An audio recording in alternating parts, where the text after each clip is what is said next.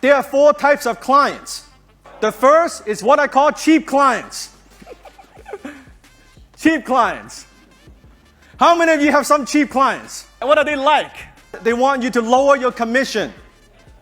They are difficult to deal with. They want everything, and they're not willing to pay for it. They're cheap. You can even see it on their face.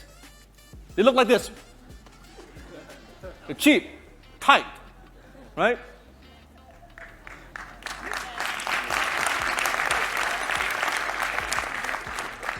Do you want those clients? Hell no. Hell no. Then you have what I call difficult clients.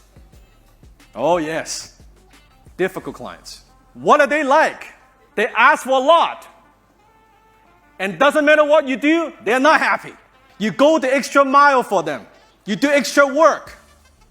They are still not happy. They are just not happy people.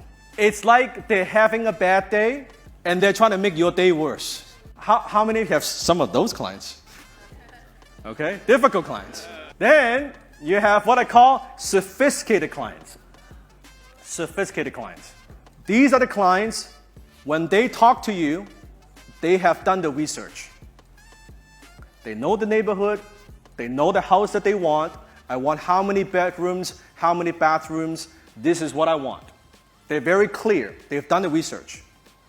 They're more intelligent, sophisticated. Just like wine, they know. You know, people, let's say they buy wine. The cheap clients would just say, which one's the cheapest? Yeah, which one's the cheapest? Give me the cheapest bottle. The difficult clients, they see a nice bottle of wine. Why is it so expensive? They're just difficult. Sophisticated clients, they want certain brand from certain vintage, right? They know what they want. Then you have high-ticket clients, which are the clients I want, which is the clients you want. High-ticket clients buy because of emotions and status. I'll say it again. They buy because of emotions and status. Why would someone buy a Bentley versus, what's a cheap car? Give me a brand. Fiat. Fiat, okay, Fiat. Why would someone buy a Bentley versus a Fiat? Status. It's the same. It would get me from here to there. Why would someone spend so much more money on that? Status. Emotions. It's the same thing. High-ticket clients want status. They don't want cheap. They don't want cheap. So, if you are getting cheap clients right now if you have cheap clients, my question is, why do you have them? Now, I know what you might say. It's just what I have now. It pays the bills. But here's the problem. The cheap and difficult clients takes up all your mental bandwidth, all your energy, all your time. You can't haul buckets and build pipeline at the same time. They take up all the time. If you're creating content, now you're getting more and more high-ticket clients. Now you can get rid of those cheap and difficult clients. I fire clients all the time. Just because, and here's the philosophy you have to understand, just because you're willing to pay doesn't mean I'm willing to accept. Do you understand? I don't care if you could pay. Are you going to be a good client to work with? Because life is too short to work with these clients. And I would tell them I'm not a good fit. Someone comes to me and they ask for a discount. You don't need a discount. Go to somebody else. I'm not the right person for you. I'm just not.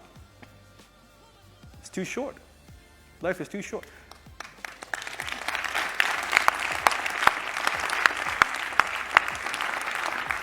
And when you have the pipeline, when you're getting a lot of leads, you don't care.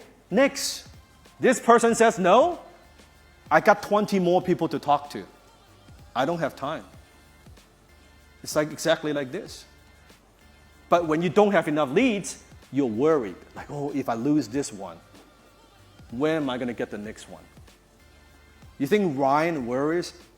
Ryan Serhant, you think he worries? In fact, when he was at my house filming, his telephone never stops ringing. People are calling him all the time. Want him to sell, want him to buy. That's the pipeline. Let me see. How many of you want high-ticket clients? High-ticket clients. Let me see. How many want high-ticket clients? What does a tree have to do to grow apples? Roots, water. What else? Nutrition, yes. Sunshine. All those things are important. But in order for a tree to grow apple, first it has to be an apple seed. Everything else, nutrition, water, all that comes after. Are you with me? In order for a tree to grow apple, it first has to be an apple tree. If I have an orange seed, am I going to get an apple tree? No. You first have to be an apple seed in order to be an apple tree. Now, what has that to do with selling high ticket? Everything. Everything. Because in life, everything reproduces after its own kind. Write this down. In life, in nature, the law of the universe says everything reproduces after its own kind. An apple seed grows an apple tree. An orange seed grows oranges. Here's what it means. You want more high-ticket clients? Yes. You want more high-ticket buyer? Yes. In order to get high-ticket client, guess what? You first have to become a high-ticket client. Everything reproduces after its own kind. If you are cheap, you are not going to get high-ticket client. And most people, when it comes time for them to pay, they're very reluctant. I don't want to pay. I don't want to pay anything. You're cheap. If you're cheap, guess what kind of clients you attract? Cheap clients. If you are difficult, what kind of clients you attract? Difficult clients. Do you know why I get high-ticket clients? Because I'm high-ticket.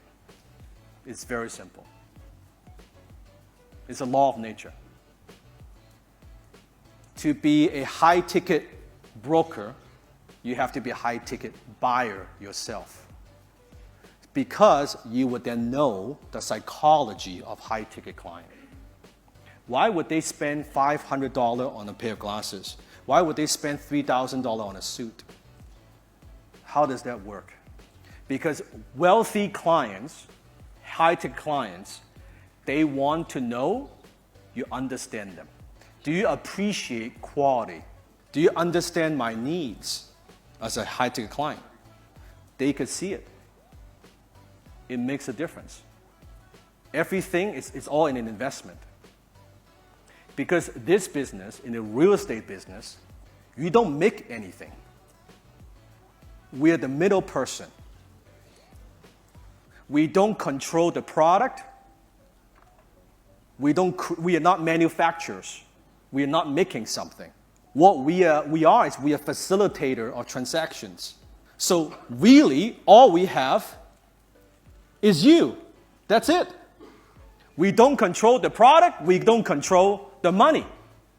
The money is not ours. Who is buying? The product is not ours. Do you see that? It's just you.